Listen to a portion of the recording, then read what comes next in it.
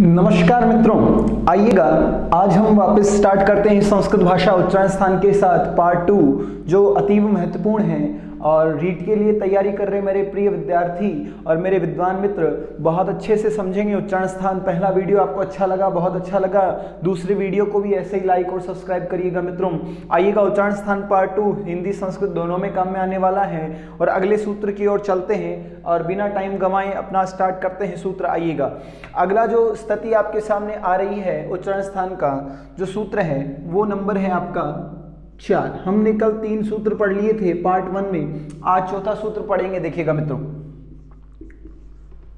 सूत्र नंबर 4 क्या है? सूत्र नंबर 4 देखिएगा, ये सूत्र है ऋतु लशानाम, ऋतु लशानाम दंतः। देखिएगा मित्रों, सूत्र आया है ऋतु लशानाम दंतः।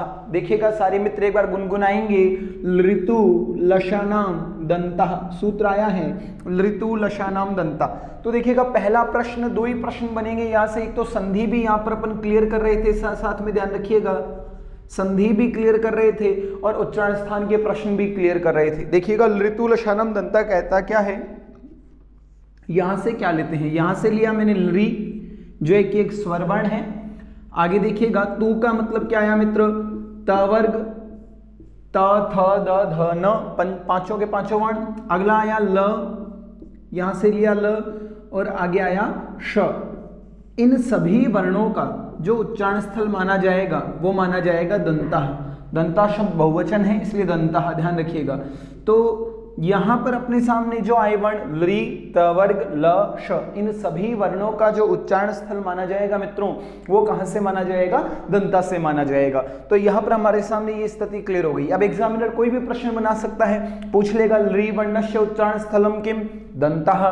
त वर्ग में से कोई भी वर्ण उठा लेगा, त थ द ध न, कोई भी वर्ण उठाकर पूछ सकता है उच्चारण स्थल क्या है, दंता। ल श उच्चारण स्थल क्या है, दंता। एग्जामिनर ये भी प्रश्न बना सकता है ऋतु लशानाम, आगे डेस डेस डेस, आगे क्या आएगा तो आपको बताना पड़ेगा, ऑप्शन में आपको जरूर दिखेगा दंतः। तो हमारा प्रश्न उच्चारण स्थल से यहां से बाहर कभी भी नहीं जाएगा। तो ये तो उच्चारण स्थल का प्रश्न हो गया। आगे देखिएगा, यहां पर आपको स दिख रहा है, इस स को हम लोग कहते हैं दंत्यश। ध्यान रखना मित्र, इनको हम इस स को कहते हैं दंत्यश के नाम से जानते हैं। हमने तालव्य देखा, हमने मूर्धन्य देखा और आज हम कौन सा देख रहे हैं, दंत्यश भी देखा। आइएगा अब हम संधि की चर्चा करते हैं। उच्चारण स्थल की चर्चा हो चुकी है, अब हम संधि की चर्चा करते हैं। देखिएगा मित्रों, यहां पर ली का जो भाई है, देखिएगा मित्रों, ली का जो भाई है वो कौन है, लय है। बहुत गौर से देखिएगा, गौर से देखने से आप लोगों को बहुत ही एक एक चीज समझ में आएगी, एक एक पॉइंट समझ में आएगा। ली का भाई कौन है, ल, और तवर का भाई कौन है मित्र, श। ध्यान रखिएगा, ली का भाई तो है ल और तवर का भाई कौन सा है, श।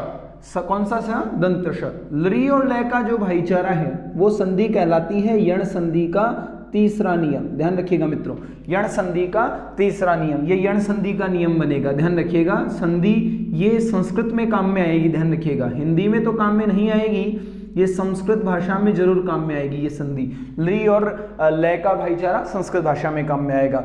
त वर्ग और श, दंत श का जो भाईचारा है वो संधि कहलाएगी विसर्ग। कौन संधि कहलाएगी, विसर्ग संधि कहलाएगी। आइएगा हम चर्चा करते हैं कैसे क्या कहलाएगा। जैसे मैं यहां पर चर्चा कर लेता हूं तीसरे नियम की जो है यण संधि का। यण संधि, देखिएगा मित्रों, यण संधि में भाईचारा किसका किसका है सर, भाईचारा तो ली और लय का भाईचारा है, ली और लय का भाईचारा है। हम देख रहे हैं ली और लय का भाईचारा। आइएगा यण संधि का नियम कैसे बनता है। जैसे मैंने एक उदाहरण लिखा मित्र, मैंने एक उदाहरण लिखा ली प्लस आकृति ही, मैंने एक उदाहरण लिखा ली प्लस आकृति ही। देखिएगा मित्रों, ली प्लस आकृति ही, यहां पर मैंने एक उदाहरण लिखा ली प्लस आकृति ही। प्लस से पहले क्या दिख रहा है आप सभी को, ली दिख रहा है। तो हमें करना क्या है मित्र, इस ली को तो भगाना है और इस ली के स्थान पर, इस ली के स्थान पर हमें क्या ले आना है, लय ले आना है। लय कौन सा, आधा, चूंकि ये हलंत है, ध्यान रखिएगा स्वर के बिना है, तो इस ली के स्थान पर क्या ले आए, लय ले आए। आगे क्या आया है, आकृति, ये लो आकृति भी हमने यहाँ पर लिख दी। अब हमें इसको करना क्या है, जोड़ना है। चूंकि जोड़ेंगे तो यहाँ पर उदाहरण क्या बन जाएगा, लय में आ की मात्रा कृति ही बन जाएगा उदाहरण लाकृति ही, और लाकृति में संधि कौन सी मानी जाएगी, आपकी यण संधि मानी जाएगी। तो लाकृति उदाहरण आपके सामने समकक्ष बन के आ गया है। आगे हम चलते हैं। लाकृति उदाहरण तो चूंकि बन चुका है, ये यण संधि का है। मैं कुछ उदाहरण देता हूं जो आपको बनाने हैं। जैसे देखिएगा, आपको बनाने हैं लृ प्लस अकारः, लृ प्लस अकारः। जैसे मैंने कह दिया घसलरी प्लस आदेशः। ये दोनों उदाहरण बनाने हैं मित्रों। आप लोगों को कमेंट में बताना है कि क्या बनेगा, घसलरी प्लस आदेशः क्या बनेगा, हिंदी में टाइप करके देखिएगा, जरूर बनेगा। आगे चलते हैं। हमने यण संधि की चर्चा कर ली। लरी और लय का भाईचारा यण संधि कहलाता है। चूंकि अब हम चर्चा करेंगे विसर्ग संधि की। आइएगा, विसर्ग संधि का क्या नियम बनता है। ये जो विसर्ग संधि बन रही है हमारे सामने, विसर्ग संधि, क्या नियम बनता है विसर्ग संधि का, इसके बारे में परिचर्चा करते हैं। देखिएगा मित्र, यहां पर जो भाईचारा है विसर्ग संधि का वो किसका किसका है, त वर्ग और श। कौन सा श मित्र, दंत श। कौन सा श, दंत श। त वर्ग और श का भाईचारा आपके सामने समकक्ष दिख रहा है। तो हम इसके उदाहरण बनाते हैं। देखिएगा, यहां से पहले तो नियम बना लेते हैं। नियम क्या बनेगा, यहाँ पर नियम जो बन के आएगा मित्र वो देखिएगा, जो हिंदी में भी काम में आएगा और संस्कृत भाषा में भी काम में आएगा। दोनों भाषाओं को हम मिलाकर चल रहे हैं। हम लोग 30 नंबर की तैयारी नहीं कर रहे हैं मित्रों, हम 60 नंबर की तैयारी कर रहे हैं। ध्यान रखिएगा, रीट में सबसे महत्वपूर्ण संस्कृत भाषा रहेगी आपकी और हिंदी भाषा रहेगी। ध्यान रखिएगा मित्र, 60 नंबर की तैयारी बहुत महत्वपूर्ण लगती है। आइएगा मित्र, नियम है तय वर्ग और श की स्थिति में हम नियम बनाते हैं। तो विसर्ग संधि का नियम बनता है कि विसर्ग के बाद में आपको दिख जाए त, थ और दंत्य श, कहीं पर भी दिख जाए, विसर्ग के बाद में त थ श, इसके आगे जस्ट आगे, माफ करिएगा, जस्ट आगे दिखे, तब आपको करना क्या है, इस विसर्ग के स्थान पर, इस विसर्ग के स्थान पर हमें बैठा देना है दंत्य श। विसर्ग के स्थान पर क्या बैठा देना है, दंत्य श बैठा देना है। अर्थात विसर्ग को तो हटा देना है और दंत्य श को बैठा देना है। जैसे उदाहरण देखिएगा, मैंने कहा मित्रों नमः पलस्ते, उदाहरण लिखा नमः पलस्ते। तो आप सभी को पता है क्या बनने वाला है, यहाँ पर नमस्ते, यहाँ पर बनने वाला है नमस्ते। देखिएगा मित्र, विसर्ग के बाद में त दिख रहा था तो विसर्ग के स्थान पर हमें स बैठाना पड़ा। कौन सा स, दंत्य श। तो संधि कौन सी मानी जाएगी, यहाँ पर विसर्ग संधि ही मानी जाएगी। जैसे एक उदाहरण और किया हम लोगों ने, मैंने कहा नीहि पलश सर्गः, नीहि पलश सर्गः। तो यहां पर जो उदाहरण बन के आएगा मित्र वो क्या बन के आएगा, निसर्गः, निसर्गः। ध्यान रखिएगा मित्र, यहां पर उदाहरण बन के आएगा निसर्गः। जैसे मैंने कहा राजः पलस्थानम, राजः पलस्थानम, राजः पलस्थानम। तो क्या बन के आएगा मित्रों, राजस्थानम। उदाहरण क्या बन के आएगा, राजस्थानम। यहां पर अपने सामने उदाहरण बन के आए। तो यहां पर आपके सामने विसर्ग संधि प्लस यण संधि दोनों के पॉइंट क्लियर होते हैं और लृतु लशानम दंता बहुत ही महत्वपूर्ण सूत्र है। तो यहां पर आप एक बार वापस देख लीजिएगा, लृतु लशानम दंता, लृ त वर्ग ल श उच्चारण होगा दंता से। इस स को हम दंत श कहते हैं। लृ का भाईचारा लय के साथ है जो यण संधि कहलाता है, और तय वर्ग का भाईचारा दंत्य श के साथ है जो विसर्ग संधि का नियम बनाता है। आइएगा हम आगे चलते हैं, आगे नियम क्या बनता है। देखिएगा मित्रों, आगे चलें तो अगला सूत्र है 5वां। कौन सा है इसके बारे में चर्चा करते हैं। मित्रों, तैयारी बहुत ही अच्छी करनी है। मोटिवेशन आपको तैयारी का ही मिलेगा। जितनी मेहनत करोगे वो ही मोटिवेशन है, और कोई मोटिवेशन नहीं होता मित्र। जितनी तैयारी है वो अपनी ही तैयारी होगी। जितनी मेहनत करोगे वो सबसे बड़ा मोटिवेशन आपका निकल के आएगा। आइएगा मित्रों, अगला जो 5वां सूत्र देखने को मिल रहा है वो कौन सा है। लृतु लशानाम दंता के बाद में सूत्र आता है आपके सामने उपूप धमानिया नाम, उपूप धमानिया नाम औष्ठव, ध्यान रखिएगा मित्र, अपने सामने उदाहरण आया है, सूत्र आया है, माफ करिएगा, उपोपधमानिया नाम औष्ठो।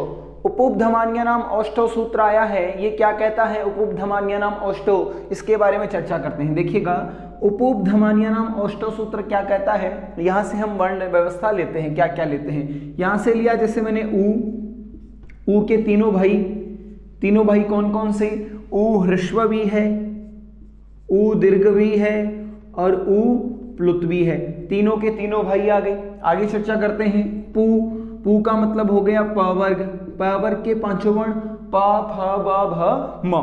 आगे देखिएगा अगला जो पॉइंट है वो है उपधमानिया, उपधमानिया।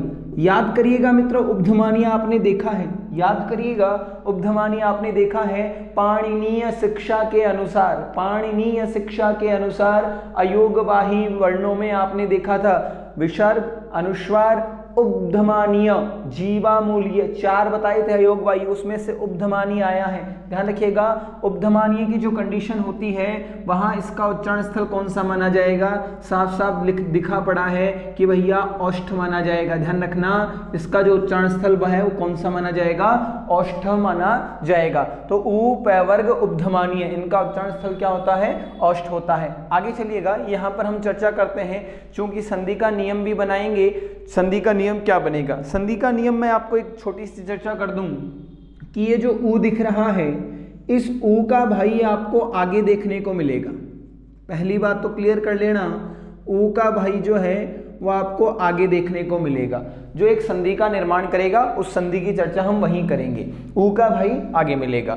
आगे देखिएगा यहाँ पर उच्चारण स्थल का प्रश्न बन जाता है, एक प्रश्न ये भी हिंदी भाषा में बन जाता है या संस्कृत भाषा में बनाना चाहो तो बन सकता है कि अगर हमारे अधर ओष्ठ को, नीचे वाले होठ को काट दिया जाए तो किन वर्णों का उच्चारण संभव नहीं होगा। तो मित्रों ध्यान रखिएगा, ऊ पैवर्ग उपधमानीय वर्णों का उच्चारण कदापि संभव नहीं हो पाएगा। अगर अपना नीचे वाला होठ कट जाएगा तो इनसे बनने वाले शब्द हम कभी भी शुद्ध नहीं बोल पाएंगे। ये ध्यान जरूर रखिएगा मित्रों, यहाँ से प्रश्न आ चुका है एग्जाम में। आगे देखिएगा उपधमानीय की स्थिति क्या होती है, उपधमानीय की स्थिति होती है, यहाँ पर देखिएगा मित्र, उपधमानीय की स्थिति क्या होती है, मैंने आपको बताया था कि अर्ध विसर्ग किससे पहले, प से पहले, अर्ध विसर्ग किससे पहले, फ से पहले, इन दोनों से पहले अगर आपको अर्ध विसर्ग मिले तो यहाँ पर आपके सामने जो नियम स्थिति है वो उपधमानीय की है और इनका उच्चारण स्थल भी कौन सा माना जाएगा, ओष्ठ। चूंकि आपने सही सुना, इस चिन्ह को हम क्या कहते हैं, अर्ध विसर्ग। क्या कहते हैं मित्रों,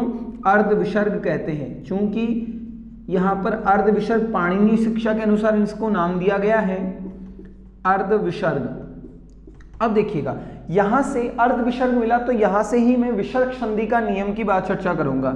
यहां पर हम विसर्ग संधि का एक नियम बनाएंगे। देखिएगा विसर्ग संधि का नियम क्या बनता है, विसर्ग संधि, यहां पर विसर्ग संधि का एक नियम बन के आएगा। क्या नियम बन के आएगा कि अगर प्लस से पहले आपको विसर्ग दिखे और उसके बाद में आपको प या फ दिखे, ध्यान रखिएगा मित्र, अगर विसर्ग के बाद में आपको प या फ दिखे तो यहाँ पर 2 कंडीशन होती है मित्रों, यहाँ पर 2 कंडीशन होती है। 2 कंडीशन कौन कौन सी हैं, देखिएगा 2 कंडीशन रखी जाती है। एक तो लौकिक और एक वैदिक, दोनों कंडीशन लिखी जाएंगी, लौकिक और वैदिक। अर्थात विसर्ग के स्थान पर आदेश होगा। आदेश का मतलब कोई ना कोई वर्ण आकर बैठेगा। एक तो बैठेगा लौकिक जो लोक में प्रचलित है और एक बैठेगा वैदिक जो वेदों में प्रचलित है। देखिएगा मित्र, अगर विसर्ग के बाद में प फ दिखेगा तो अगर लौकिक कंडीशन की बात करूं तो यहाँ पर मूर्धन्य श आकर बैठ जाएगा, और अगर मैं वैदिक कंडीशन की बात करूं तो ये है जैसे का जैसा ही अर्ध विसर्ग रहेगा। तो ये दोनों उदाहरण माने जाएंगे और यहाँ संधि कौन सी मानी जाएगी, विसर्ग संधि। जैसे उदाहरण करके देखते हैं, जैसे मैं पहले एक लौकिक का उदाहरण लिखता हूं, ये देखिएगा लौकिक उदाहरण। मैं अगर लौकिक की परिचर्चा करूं तो जैसे मैंने एक उदाहरण लिखा, मैंने कहा आपके सामने नीहि पलश फलम, तो आपके सामने निश्चित तौर पर उदाहरण दिमाग में आ गया होगा, क्या बनेगा, निष्फलम।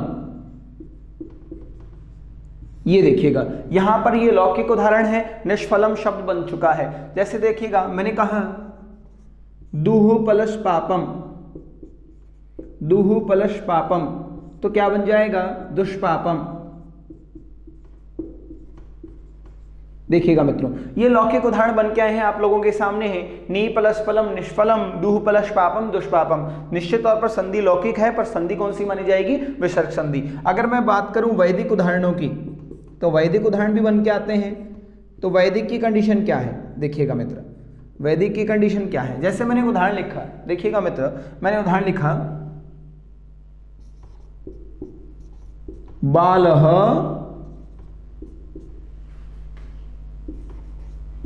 फलति, मैंने कहा बालः फलति, तो प्लस से पहले देखिएगा विसर्ग है, प्लस के बाद में फ है। तो यहां ऐसी कंडीशन में आप यहां पर केवल हैज इट इज ही रखेंगे, तो यहां बन जाएगा बालः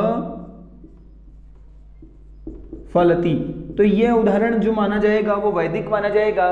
तो आपको ध्यान रखना है ऐसी कंडीशन में आप लोग उदाहरण करेंगे तो वैदिक उदाहरण है, पर संधि कौन सी मानी जाएगी, विसर्ग संधि। चूंकि आपको ध्यान है कि ये इसको अर्ध विसर्ग कहते हैं, तो इतना ज्यादा गहन याद करने की आवश्यकता नहीं है। विसर्ग से विसर्ग संधि क्लियर हो गई। और अगर आपके सामने विसर्ग के बाद में प फ आ रहा है तो आपको मूर्धन्य श के लिए लेके आना है, तो सीधी की सीधी विसर्ग संधि हो गई। तो कोई भी कंफ्यूज करने वाली स्थिति नहीं है। तो हमें केवल वर्णों का जो खिलवाड़ किया है या वर्णों के साथ जो एक ऐसा क्राइटेरिया बनाया है उसको हमें समझना है, और बहुत ही आसानी से हम हर चीज याद कर पाएंगे। ध्यान रखिएगा मित्रों। तो उपधमानिया नाम औष्टों की जो स्थिति है वो आपके सामने है। आगे चलते हैं मित्र। उपधमानी हमने पढ़ लिया है, ऊ का भाई आगे मिलेगा। ध्यान रखिएगा यहां पर एक संधि का निर्माण होगा।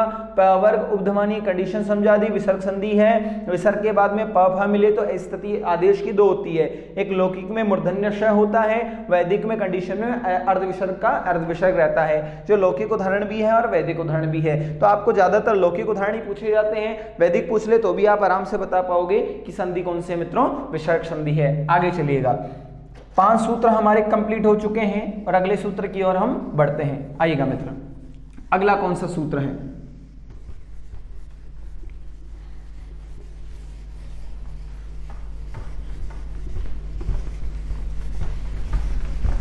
अगले सूत्र की ओर हम चर्चा करते हैं। 5 सूत्रों के बाद में अगला छठा सूत्र आ रहा है आपके सामने। उपधमानिया नाम औष्टव के बाद में आ रहा है सूत्र, वो है यम गणना, यम गणना नाम नासिका च। सूत्र देखिएगा मित्रों, बहुत ही अच्छा सूत्र है।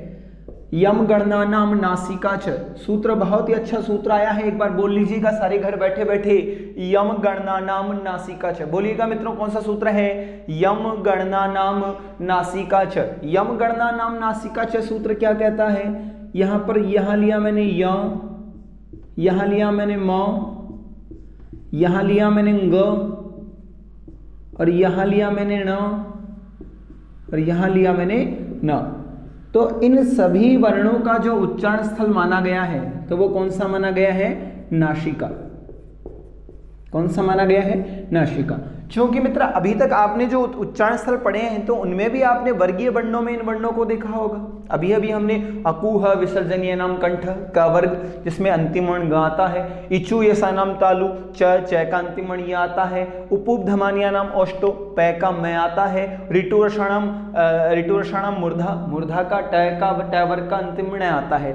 तो इन सभी वर्णों का जो उच्चारण स्थल है ऋतुलशानम दंता तय वर्ग का अंतिम वर्ण न आता है। तो हमने देखा कि वो भी उच्चारण स्थल थे और एक नासिका भी उच्चारण स्थल है। तो ध्यान रखिएगा मित्रों, पंचम वर्ण के 2-2 उच्चारण स्थल बताए गए हैं। पंचम वर्ण के 2-2 उच्चारण स्थल, एक तो नासिका है ही है और दूसरा कौन सा है, य का। अगर मैं चर्चा करूं तो य की चर्चा करूं तो य का दूसरा जो उच्चारण स्थल है वो कौन सा माना जाएगा, तालु। अगर मैं बात करूं मैं की तो मैं है अभी अभी लास्ट वाला सभी भी सूत्र पढ़ा था 5वां, उपधमानिया नाम औष्टव, तो औष्ठ। अगर मैं चर्चा करूं ग की तो ग था कैवर का अंतिम और कैवर का हो गया मित्र कंठ। अगली चर्चा करूं ण की तो णय था ऋतु रसाणाम मूर्धा, टैवर का पंचम वर्ण, तो यहाँ पर उच्चारण स्थल माना जाएगा मूर्धा भी। और अगर मैं चर्चा करूं न की, तो न पंचम वर्ण है, प्लस यहाँ पर किसका पंचम वर्ण है, तैवर का, तो ऋतु लशानाम दंतः।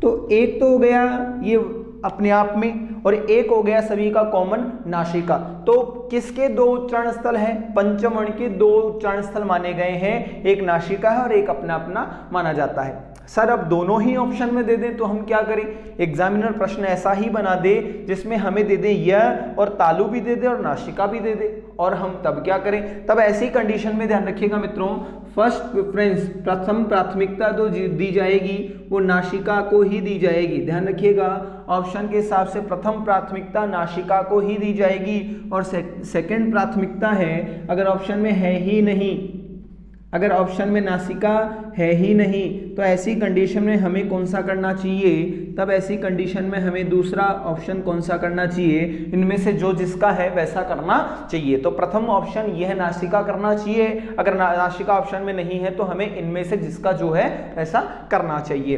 तो ऐसी कंडीशन में हमारे सामने यम गणना नाम नासिका च सूत्र का उच्चारण स्थल का प्रश्न कंप्लीट हो जाता है। चूंकि बात रही संधि की, तो यहाँ पर संधि की भी मैं परिचर्चा करता हूँ। यहाँ पर दो प्रकार की संधियां देखने को मिलती है। देखिएगा मित्र, पहली संधि कौन सी है, यहां पर पहली संधि हमें देखने को मिलेगी अनुनासिक संधि, जो व्यंजन संधि का पार्ट है।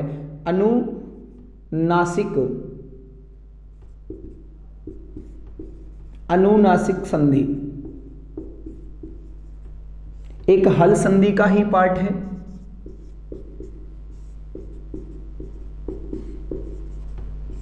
अनुनासिक संधि ध्यान रखिएगा मित्र, पंचम वर्ण के साथ अनुनासिक संधि देखने को मिलेगी। क्या रूल रेगुलेशन रहेंगे वो अभी बताऊंगा।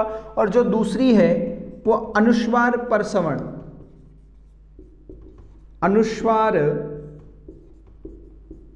परसवर्ण, इससे बढ़िया मौका कहीं नहीं मिलेगा मित्रों। ऐसा आपने कभी जिंदगी में नहीं पढ़ा होगा, उसको मैं पढ़ाने की चेष्टा कर रहा हूं मित्र। ध्यान रखिएगा, गहन अध्ययन ही आपका सबसे बड़ा हथियार है।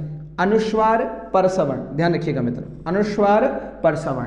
तो अनुनासिक संधि का क्या रूल रहेगा कि सर अनुनासिक संधि करे पंचम वर्ण के साथ, तो देखिएगा अगर आपको कहीं पर भी किसी भी शब्द में पंचम वर्ण दिखाई दे रहा है, पंचम वर्ण दिखाई दे रहा है, और उसके बाद में भी पंचम वर्ण दिखाई दे रहा है, ध्यान रखिएगा कोई सा भी पंचम वर्ण हो सकता है, पंचम वर्ण दिखाई दे रहा है, ऐसी कंडीशन में पंचम वर्ण पंचम वर्ण, ध्यान रखिएगा। और यह पंचम वर्ण आपके सामने हमेशा क्या मिलेगा, आधा, 1/2 अर्थात हलंत, अर्थात बिना स्वर के मिलेगा। अगर आधा पंचम वर्ण प्लस के बाद में संपूर्ण पंचम वर्ण दिखाई दे रहा है तो वहां पर आपको अनुनासिक संधि ही माननी है। ध्यान रखिएगा मित्रों, अनुनासिक संधि ही माननी है। और अनुस्वार परसवर्ण कहाँ माननी है, अगर आपको पंचम वर्ण दिखाई दे रहा है, वापस देखिएगा मित्र, पंचम वर्ण दिखाई दे रहा है, क्योंकि पंचम वर्ण वास्तविकता में क्या रहेगा, 1/2 अर्थात आधा रहेगा। और उसके बाद में आपको कोई भी वर्गीय वर्ण दिखाई दे रहा है, वर्गीय वर्ण आप अच्छे समझते हैं, अगर मेरा पहला वीडियो देखा होगा पाणिनि शिक्षा के अनुसार मैंने वर्ण विस्तार बताया, तो वर्गीय वर्ण हो गए कु चु टू तू पु, अर्थात पंचम वर्ण को छोड़कर जितने भी वर्गीय वर्ण हैं वो अगर आपको दिखाई दे रहे हैं, तो वर्गीय वर्ण दिखाई दे रहे हैं, तो ऐसी कंडीशन में आपको वहां संधि कौन सी माननी है, अनुस्वार परसवर्ण। जैसे मैं इसका एक उदाहरण बता देता हूं, जैसे मैंने कहा, यहां पर मैंने एक उदाहरण लिखा है, इसका उदाहरण देखिएगा, मैंने एक उदाहरण लिखा, वांगमय्यम, जैसे मैंने उदाहरण लिखा वांगमय्यम, जैसे मैंने कहा वांग महिमा, वांग महिमा। देखिएगा मित्र, आपके सामने उदाहरण देखने को मिला है, हलंत, हलंत के बाद पंचम वर्ण हलंत है, उसके बाद में आपको पंचम वर्ण ही दिखाई दे रहा है, पंचम वर्ण ही दिखाई दे रहा है। ऐसी कंडीशन में आपको अनुनासिक संधि ही माननी होगी। और अनुस्वार परसवर्ण कब मानेंगे, जैसे मैंने एक उदाहरण लिखा आपके सामने,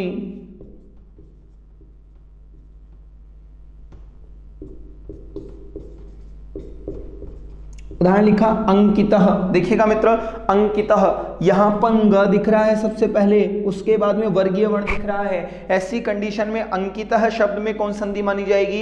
अनुस्वार पर सवर्ण संधि मानी जाएगी। और अनुनासिक संधि कब मानी जाएगी? जब पंचम वर्ण ही आगे रहे। तो बहुत ही गहन तरीके से मैंने आपको समझाया है, इस बात को ध्यान रखना। अनुनासिक संधि भी कंप्लीट होती है, अनुस्वार पर सवर्ण संधि भी कंप्लीट होती है। किसके हिसाब से? यम गणना नाम नासिका च सूत्र के हिसाब से कंप्लीट होती है मित्रों। तो आज हमने यहाँ पर यम गणना नासिका च सूत्र देखा। अगले सूत्र की ओर चर्चा करते हैं। एक बार वापस समझा देता हूं। यम गणना नाम नासिका च पंचम वर्णों के लिए है। इन सभी पंचम वर्णों का उच्चारण स्थल नासिका बताया गया है, जो प्राथमिकता से पहले है, और एक एक उच्चारण स्थल स्वयं का होता है, क्योंकि पंचम वर्ण है वर्ग के। तो तालु भी है, य का, मै का ओष्ठ है, ग का कंठ है, ण का मुर्दा है, न का दंता है। तो अगर ऑप्शन में आपको नासिका नहीं दिखे तो इसका सेकंड ऑप्शन इनमें से कोई ना कोई मानना है। ये उच्चारण स्थल का प्रश्न कंप्लीट होता है। यहाँ पर दो प्रकार की हल संधियां देखने को मिलेगी। पहला पार्ट है हल संधि का अनुनासिक संधि। अगर पंचम वर्ण के बाद में पंचम वर्ण दिखाई दे, पहले पंचम वर्ण जो पहला पंचम वर्ण है वो आधा दिखाई देगा, उसके बाद में पंचम वर्ण ही दिखाई देगा। ऐसी कंडीशन में हमें संधि कौन सी माननी है? अनुनासिक संधि। जैसे वांगमय्यम है, वांग महिमा है। और अनुस्वार पर सवर्ण कब माननी है? पंचम वर्ण के बाद में वर्गीय वर्ण दिखाई दे, पंचम वर्ण के बाद में वर्गीय वर्ण दिखाई दे। जैसे अंकितः शब्द लिखा मैंने, ऐसी स्थिति में अंकितः शब्द में अनुस्वार पर सवर्ण संधि माननी है। तो यहाँ आगे चलते हैं। आइएगा मित्रों, ये आपके लिए बहुत ही कामगर रहेगा। कोई सा भी एग्जाम दो, first grade, second grade, third grade, UP TET, S TET, कोई भी एग्जाम दो, सी टेट, कोई भी एग्जाम दो, वहां पर आपको ये सारे के सारी चीजें काम में देखने को मिलेगी। आइएगा मित्रों, आगे चलते हैं। क्योंकि ऐसी स्थिति में यहाँ पर अगर आप देखें तो हिंदी भाषा में व्यंजन संधि का ही उपयोग लिया जाएगा। आगे चलिएगा, अगली चर्चा करते हैं हम लोग। यम गणना नाम नासिका च के बाद में अगर मैं अगली चर्चा करूं तो अगला सूत्र कौन सा देखने को मिलता है? मित्रों, घर पे बैठकर अच्छी तैयारी करिएगा, मौका बहुत अच्छा है। वीडियोस बार बार देखिएगा, इसके नोट्स बनाते रहिएगा, आपको बहुत फायदा मिलेगा। आगे देखिएगा मित्रों, 6 के बाद में 7वां नंबर सूत्र कौन सा है? क्योंकि एकादश है, 11 पढ़ने हैं, तो 7वां कौन सा आता है? यम गणना नाम नासिका च सूत्र के बाद में सूत्र आता है एदयितो नाम कंठतालु। एदयितो नाम कंठतालु। एदयितो नाम कंठतालु। एदयितो नाम कंठतालु सूत्र क्या कहता है? जिन्होंने ये वीडियो देखा है उसको बहुत अच्छा लगेगा। पार्ट फर्स्ट जरूर देखिएगा और उसके बाद में पार्ट सेकंड देखिएगा, बहुत अच्छे से समझ में आएगा, एक एक पॉइंट समझ में आएगा। एदयितो नाम कंठतालु सूत्र क्या कहता है मित्रों, इसके बारे में चर्चा करते हैं। आइएगा, एदयितो नाम कंठतालु, जितना बोलोगे उतना याद रहेगा, विशेष तौर पर ध्यान रखिएगा। एदयितो नाम कंठतालु, शुद्ध बोलोगे शुद्ध याद रहेगा। जो व्याकरणाचार्य होता है उसका प्रथम उद्देश्य होता है शुद्ध बोले, शुद्ध लिखें और शुद्ध प्रयोग करें। ऐसा जो व्याकरणाचार्य होता है वो वास्तविकता में एक अच्छा व्याकरणाचार्य होता है। तो व्याकरणाचार्य का मतलब है शुद्ध बोलना। अगर आप पढ़ रहे हैं, आप पढ़ा रहे हैं, आप गवर्नमेंट सर्वेंट बन जाएंगे तो आप एक शुद्ध अच्छा पढ़ाएंगे तो आप अच्छा फील करेंगे, बच्चे भी आगे अच्छा बढ़ेंगे। आप कई गवर्नमेंट सर्वेंट पढ़ाते हैं, क ख ग घ ड़, अड़ पढ़ाएंगे तो मित्रों उन बच्चों पर क्या असर पड़ेगा? वो अड़ ही सीखेगा मित्रों हमेशा के लिए। तो हमें वहां पर ग बोलना है, क्योंकि हम अच्छी स्टडी करके आए हैं, हम अच्छे एक अच्छी शिक्षा लेकर आए हैं और अच्छी शिक्षा देने का उद्देश्य भी रखते हैं, तो ये हमारा प्रमुख कर्तव्य बनता है। तो आज का हम अंतिम सूत्र पढ़ने जा रहे हैं, एदयितो नाम कंठतालु। देखिएगा मित्र, ए और ऐ, ए और ऐ, इन दोनों का उच्चारण स्थल जो बताया गया है वो मित्र बताया गया है कंठ प्लस तालु। कंठ प्लस तालु, कंठ प्लस तालु, दोनों को मिलाकर उच्चारण स्थल बताया गया है ए और ऐ का। कैसे? आइएगा देखते हैं। यहां पर ए और ऐ का एग्जामिनर प्रश्न पूछ ले तो कंठ तालु बताना है आप लोगों को। जैसे देखिएगा, आपने देखा होगा ए और आ, इन दोनों का जो उच्चारण स्थल है वो निश्चितता में कौन सा है? कंठ ही है। और अगर यहां पर मैंने जोड़ दूं ई, यहां पर मैं जोड़ दूं ई ह्रस्व या ई दीर्घ, तो यहां से जो बन के आता है वो क्या बन के आता है? ए बन के आता है। तो ये रहा कंठ और तालु ई अर्थात इचुएसानम तालु, ई और ई का उच्चारण स्थल तालु है और दोनों को मिला दिया जाए तो क्या बन जाता है, ए बन जाता है। और अगर मैं सेकंड स्थिति की बात करूं, ए या आ के बाद में हम ए जोड़ दें तो देखिएगा ए जोड़ने पर हमारी स्थिति जो बन के आएगी वो कौन सी बन के आएगी मित्रों, ध्यान रखिएगा आई की बन के आएगी। तो यहाँ पर आपके सामने कंठ तालु उसका उच्चारण स्थल प्रमुख रूप से माना जाएगा। ए और आई का उच्चारण स्थल कौन सा बताया गया है, कंठ तालु बनकर बनते हैं, यहाँ से ई इसमें शामिल है, इसलिए इन दोनों के उच्चारण स्थलों को क्या कहा गया है, कंठ तालु उच्चारण स्थल माना गया है। क्योंकि अब संधि की बात करता हूँ, प्रश्न क्लियर हो चुका उच्चारण स्थल का, अब हम संधि की बात कर लेते हैं, अंतिम बात की ओर चलते हैं। तो देखिएगा यहां पर बहुत ही अच्छा तरीका है, देखने को मिलता है ए और आई की कंडीशन। ए का मतलब कितनी मात्रा होती है मित्रों, ए का मतलब अगर हम देखें तो ए का मतलब होती है एक मात्रा, ध्यान रखिएगा। और आई की मैं चर्चा करूं तो आई का मतलब होती है मित्रों कितनी मात्रा, दो मात्राएं। देखिएगा मित्रों ये मध्य में मिलेगी, ज्यादातर कहां पर मिलेंगी ये मात्राएं, मध्य में,